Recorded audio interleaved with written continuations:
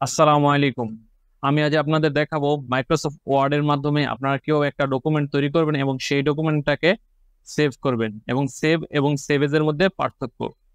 তো চলুন শুরু করা যাক। মাইক্রোসফট ওয়ার্ডে ঢোকার পরে আপনারা এখানে মোর টেমপ্লেটে অনেক টেমপ্লেট দেখতে পারবেন। এই টেমপ্লেট অনুযায়ী আপনারা কাজ করতে পারবেন, অথবা ব্ল্যাঙ্ক ডকুমেন্ট।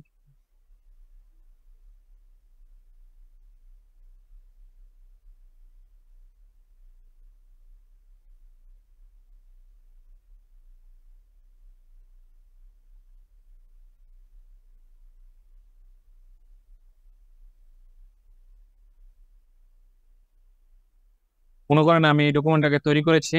তো এখন কি করতে হবে? সেভ। তো সেভে ক্লিক করলে এখানে আইকন আছে একটা, সেভের আইকন। এখানে ক্লিক করলে সেভ করা যাবে। এখানে সেভে গিয়ে সেভ করা যাবে, অথবা কন্ট্রোল S দিয়েও সেভ করতে পারবেন। তো এখানে সেভ করতে হলে এই মেনুটা আসবে। এখানে ব্রাউজ আছে, এখানে ব্রাউজ করতে হবে। ব্রাউজ করে একটা এখানে একটা পপ আপ উইন্ডোজ আসছে। এখানে পপ আপ উইন্ডোজের মধ্যে ফাইল নেম, আমরা এই ডকুমেন্টটাকে কি নামে সেভ করব? নিউ, আমি নাম দিলাম নিউ ওয়ার্ড ডকুমেন্ট। তারপরে এখানে ফাইল টাইপ ওয়ার্ড ডকুমেন্ট, ঠিক আছে।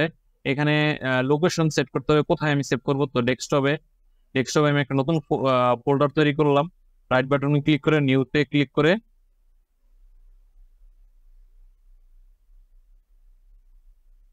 ওয়ার্ড ওয়ার্ড ডকুমেন্ট, তারপরে ওপেন, সেভ। তো এই ফাইলটা সেভ হয়ে গেছে। তো এখন আমরা এই ফাইলের ভিতরে যখন বিভিন্ন ডেটা ইনপুট করব, তখন আর লোকেশন সেট করতে হবে না। যে এটা শুধু সেভে ক্লিক করলেই সেভ হয়ে যাবে। যতবার লিখবো এটাকে চেঞ্জ করব।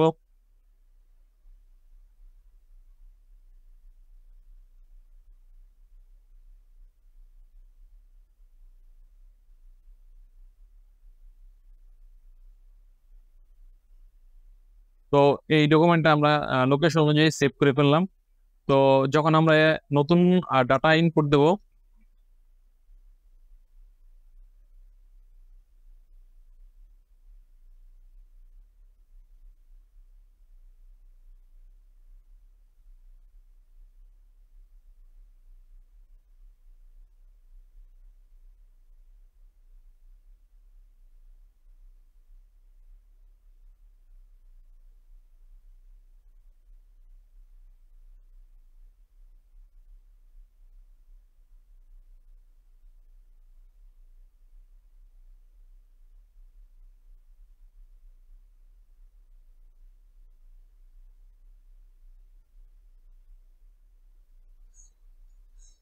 তো এখন আমি নতুন ডাটা ইনপুট দিলাম, কিন্তু এখন আর আমার সেভ এর জন্য কোনো লোকেশন সেভ করতে হবে না। আমি কন্ট্রোল S দিলে সেভ হয়ে যাবে, অথবা আমরা যদি সেভেতেও ক্লিক করি, এটা সেভ হয়ে গেছে। বিকজ আমরা একটা লোকেশন সেট করে দিয়েছি যে এটা কোন ফোল্ডারে সেভ হবে।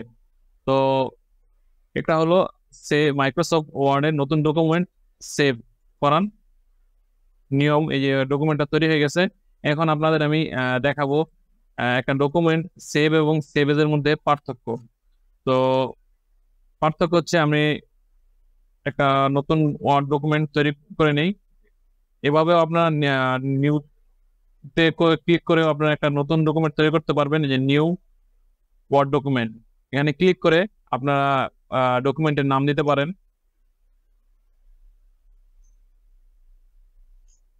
এটা একটা ব্ল্যাঙ্ক ডকুমেন্ট তৈরি হয়ে গেল। এখানে আমরা ডাটা ইনপুট দিতে পারবো। এটাও একটা নিয়ম মাইক্রোসফট ওয়ার্ডের নতুন ডকুমেন্ট তৈরি করার ক্ষেত্রে। তো ফার্স্ট উইক,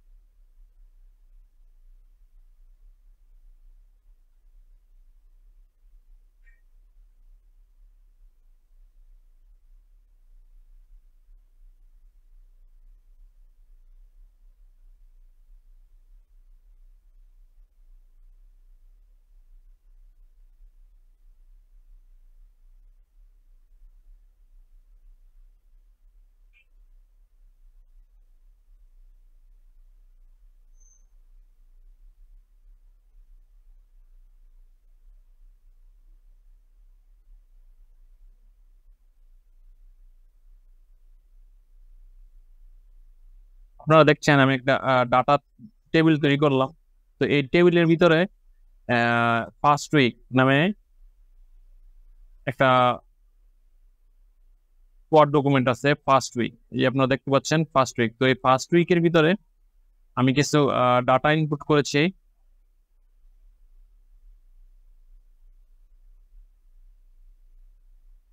দেখতে পাচ্ছেন যে ফার্স্ট উইকে এই ডাটাগুলো রয়েছে।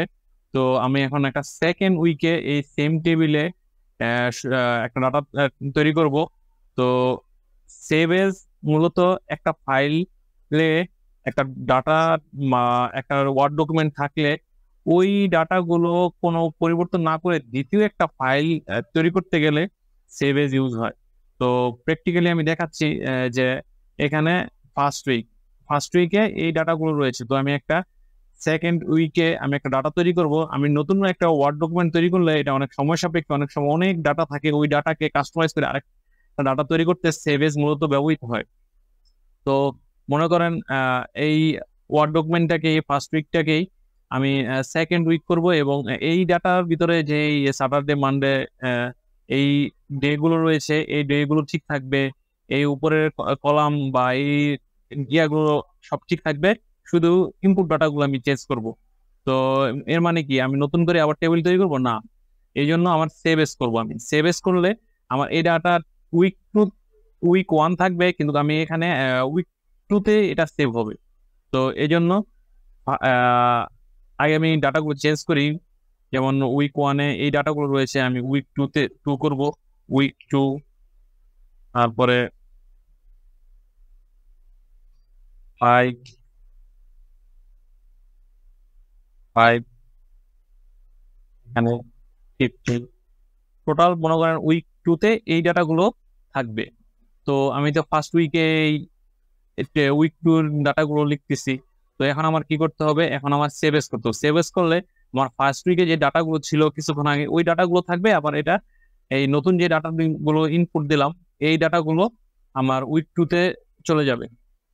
তো এখন সেভ এস করতে হলে কন্ট্রোল F12-তে ক্লিক করলে সেভ এস করা যায়, অথবা এখানে ফাইলে গিয়ে সেভ এস করা যায়। তো ফাইলে গিয়ে সেভ এসে গিয়ে ব্রাউজে আমরা গিয়ে দেখিয়ে দেবো কিভাবে আমরা কোন ফোল্ডারে সেভ করব। তো এখানে একটা দেখছেন একটা পপ আপ মেনু আসছে, এখানে আমি উইক 2 দিয়ে দিয়ে সেকেন্ড উইক দিয়ে সেভ করলাম। এখানে সেকেন্ড উইক আসছে, এখানে সেকেন্ড উইক আসছে। আর আপনারা দেখেন ফার্স্ট উইকেও এটা রয়ে গেছে, ফার্স্ট উইকের ডাটা কোনো চেঞ্জ নেই, কিন্তু আমি ফার্স্ট উইকে কাজ করছি। কিন্তু সেভ করার সময় সেভ এস করাতে আমার ফার্স্ট উইকের ডাটা যা ছিল তাই রয়ে গেছে। সেকেন্ড উইকে ওই কারেকশন ডাটাগুলো বা নতুন ডাটাগুলো সেকেন্ড উইকে এসে পড়ছে। এই দেখলেন আপনারা, ধন্যবাদ। এই হলো সেভ এবং সেভ এর মধ্যে পার্থক্য। আর আপনারা দেখালাম আপনাদের কিভাবে নতুন ডকুমেন্ট তৈরি করতে হয় মাইক্রোসফট ওয়ার্ডে। আস্তে আস্তে বিস্তারিত এই কোর্সের মাধ্যমে আপনারা মাইক্রোসফট ওয়ার্ডের বিগিনার টু এক্সপার্ট কোর্সটা কমপ্লিট করলে আপনারা মাইক্রোসফট ওয়ার্ডে এক্সপার্ট হয়ে যাবেন। ধন্যবাদ সবাইকে।